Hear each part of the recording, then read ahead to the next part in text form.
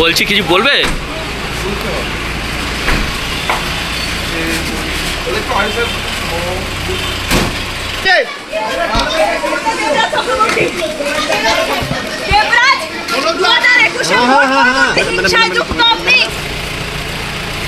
বলছি কিছু বলবে?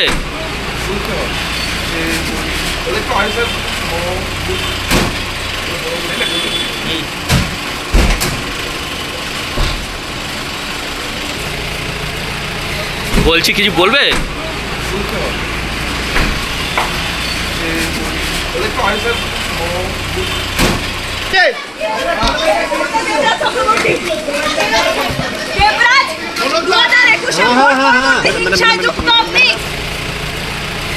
বলছি কিছু বলবে?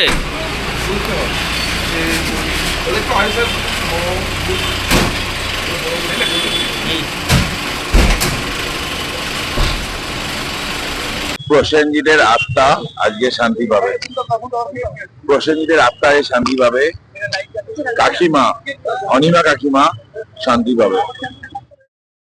খুন করেছিল বিজেপি করার অপরাধে। কিরকম নেতা সে? তার বউ বাচ্চাকে ছেড়ে পালিয়ে বাড়ি বেড়াচ্ছিল। মেরুদণ্ডের অভাব, চুরি করার সময় মনে ছিল না। 2 পয়সা একটা কাউন্সিলর, তার হচ্ছে 1,500 কোটি টাকার সম্পত্তি, 1300 কোটি সম্পত্তি হিসাব আমি বের করেছি। তার স্ত্রী বাইরে আছে একটাই কারণে, তার স্ত্রী একটা বাচ্চা আছে, নাহলে বউ কম দোষী নয়। আচ্ছা, পুরোনো কথাটা আছে না, কেন গানটা ছিল, তোমরা কুঞ্জ সাজাও গো আমার প্রাণনাথ আসিতেছেন। প্রাণনাথ পুরুলিয়ায় ঝাড়খণ্ড বর্ডার থেকে ধরা পড়েছে।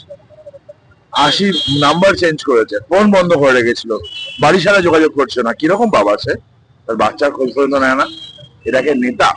যারা শিরায় শিরায় গরম রক্ত, আমরা দেবরাজের চরম ভক্ত বলে ঘুরে বেড়াচ্ছ, তারা যে কোথায়? প্রথম দিন থেকে আমি যখন অভিযোগ করেছিলাম চোর, মানুষের টাকা লুট করেছে, তারা আমাকে যারা অপোজ করেছিল তারা কোথায়? এক একটা করে অ্যারেস্ট আমি বলেছিলাম রাজারহাট গোপালপুর চোর মুক্ত হবে, রাজারহাট গোপালপুরের কোনো গুন্ডা থাকবে না।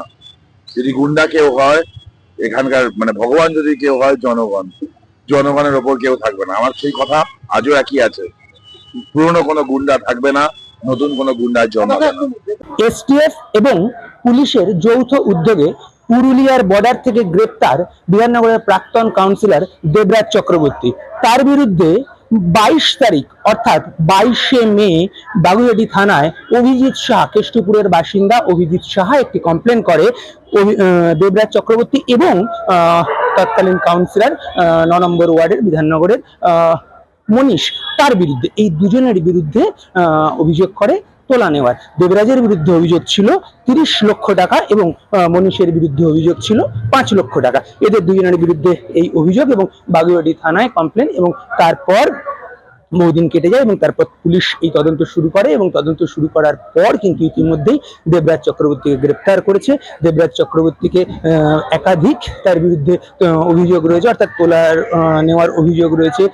পাশাপাশি সম্পত্তি তার যে রয়েছে সেটা তার আয় বহির্ভূত সম্পত্তি, এরকম একাধিক অভিযোগ রয়েছে এবং সেই সমস্ত একাধিক কেসে কিন্তু তার বিরুদ্ধে মামলা হয়েছে এবং সেই একাধিক কেসে পুলিশ তাকে কিন্তু খুঁজছিল এবং যেটা আমরা দেখতে পেলাম যে পুরুলিয়ার বর্ডার থেকে কিন্তু তাকে ইতিমধ্যে গ্রেপ্তার করেছে। এবং গ্রেপ্তার হওয়ার পরেই কিন্তু যেটা আমরা দেখেছি যে বুধবার রাত্রির বেলায় তরুণজ্যোতি তিওয়ারি অর্থাৎ বিজেপির এই অঞ্চলের যিনি এমএলএ, তিনি কিন্তু বিজেপি সমর্থকদের নিয়ে রাস্তায় নেমেছিলেন এবং সেখানে বিজেপি সমর্থকদের নিয়ে কিন্তু বেশ উৎসব আমেজ আমরা দেখতে পেয়েছিলাম। বাজি ফাটিয়েছিল বিজেপি সমর্থকরা এবং তরুণজ্যোতি তিওয়ারি তিনি বারবার বলেছিলেন যে চোর গ্রেপ্তার হয়েছে, তাই মানুষ সেখানে উৎসব পালন করছে। এবং পাশাপাশি তিনি এটাও বলেছেন যে এরপর রাজারহাট নিউ টাউন, সেখানেও কিন্তু এরকম অভিযোগ রয়েছে।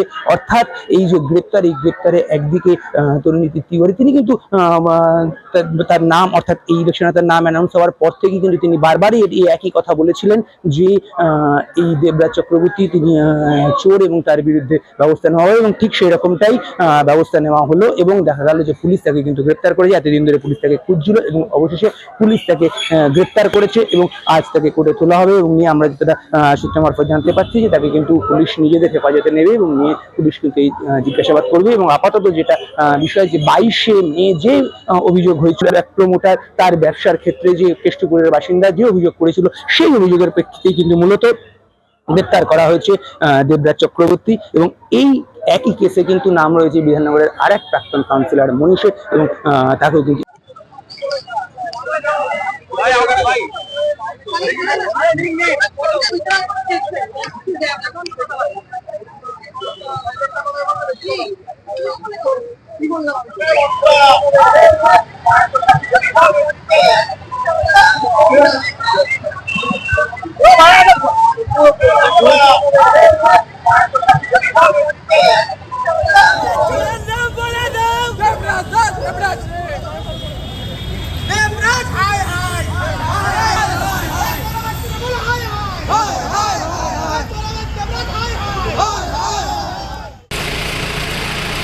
বলছি কিছু বলবে?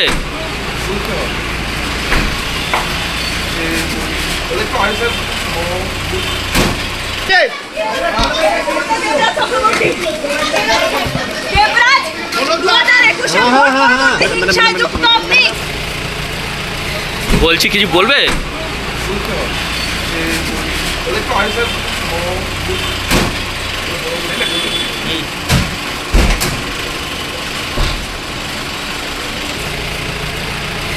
বলছি কিছু বলবে?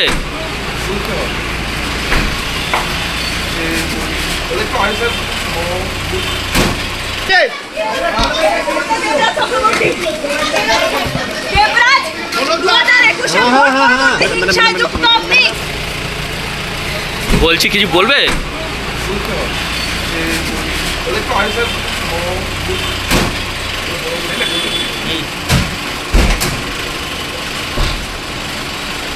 প্রসেনজিতের আত্মা আজকে শান্তি পাবে।